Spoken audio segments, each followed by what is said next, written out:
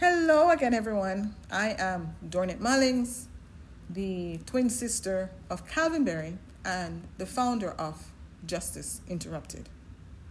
This is Season 1, Episode 4, and it's titled The Glue That Held Us Together. This episode is deeply personal. And it's not just a story about loss. It's about a family unraveling when its glue is taken senselessly too soon. My brother, Calvin Berry, was the glue of our family. He kept cousins connected, introduced us to relatives we might never have known.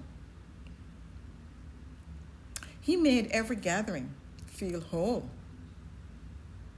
And if anyone wanted to know what was going on in the family, just call Calvin.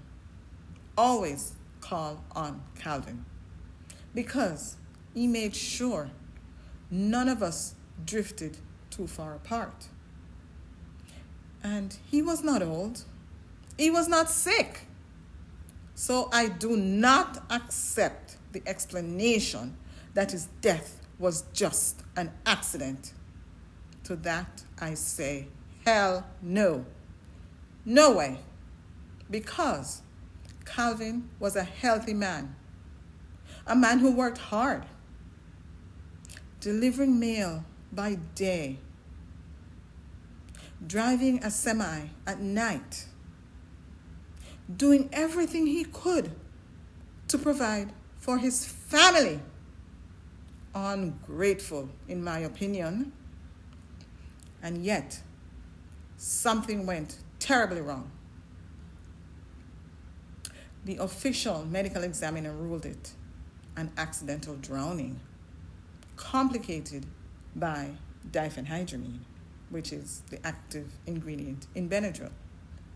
But forensic pathologist Dr. Ronald Wright, former medical examiner in Broward and Miami-Dade counties, he reviewed the case and he stated, quote unquote, "The one thing this is not is an accident."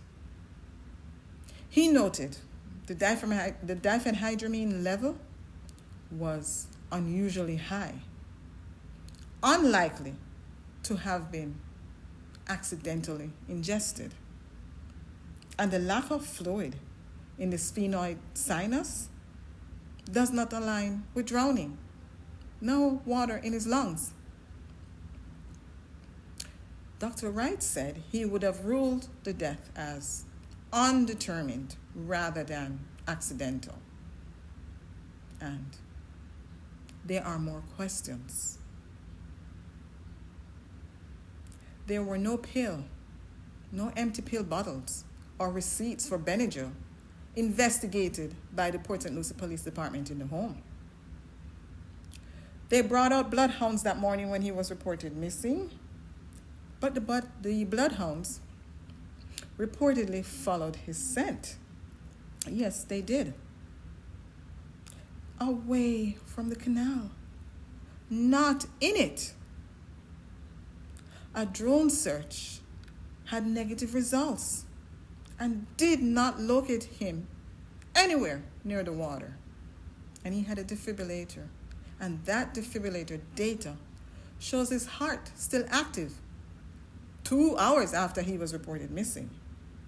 And then there was a phone call from a blocked private number received on his phone 2.5 hours after he was reported missing.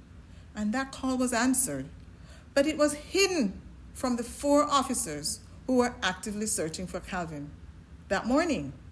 Now, ask yourself, why would someone consciously decide this would not lead to finding missing Calvin and concealed it for years? And then there was the anonymous ransom text messages received demanding $7,000 and threatening harm to Calvin. The police treated them as an overseas hoax.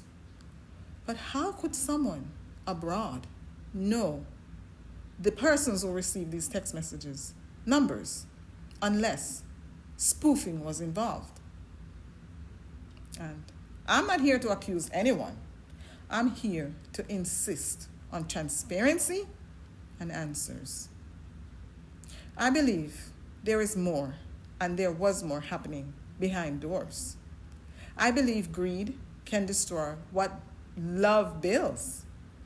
I believe someone, somewhere, knows what happened to Calvin. And until the full truth comes out, I will just keep pressing. You don't erase a man like Calvin and expect no one to notice. You don't work someone to the bone and accept guesswork from authorities, the Port St. Lucie Police Department. And you don't accept shifting statements from those closest to Calvin. Calvin's life was not something to guess about. It was something to protect. He deserved honor. He deserved clarity. He deserved life. And now he deserves justice. Stay with me. Stay with Justice Interrupted. Until next time, never stop asking. Never stop seeing something and saying something. Never stop seeking.